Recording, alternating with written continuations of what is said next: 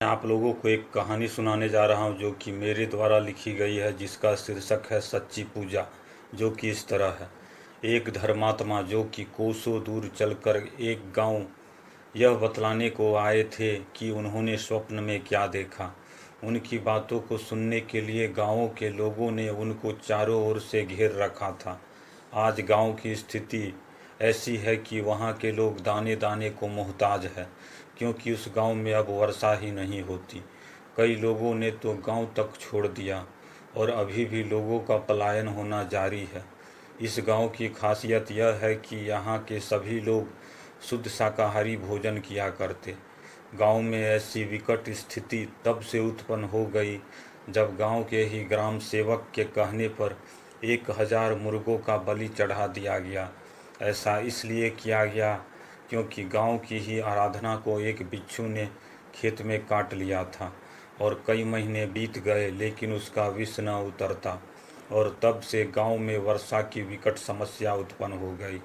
अब धर्मात्मा भगवान हरि के उस स्वप्न को कहते हैं जिसमें हरि खुद कहते हैं, जो अच्छा इंसान इस गांव से 100 किलोमीटर दूरी पर स्थित हरि मंदिर के रास्ते सच्ची पूजा करके एक कमंडल जल लाकर इस गांव के मंदिर को धोएगा, उस दिन से ही बारिश होने लगेगी।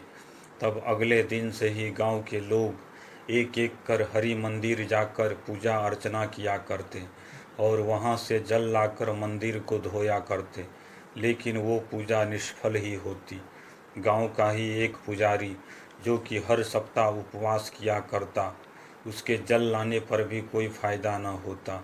गांव की ही एक महिला जो खूब निर्जरा व्रत किया करती थी, उसकी पूजन में भी सफलता न मिली। गांव के ही सेठ घनश्याम दास जो कि खूब दान दिया करते थे, लेकिन उनकी पूजा भी निष्फल हो गई।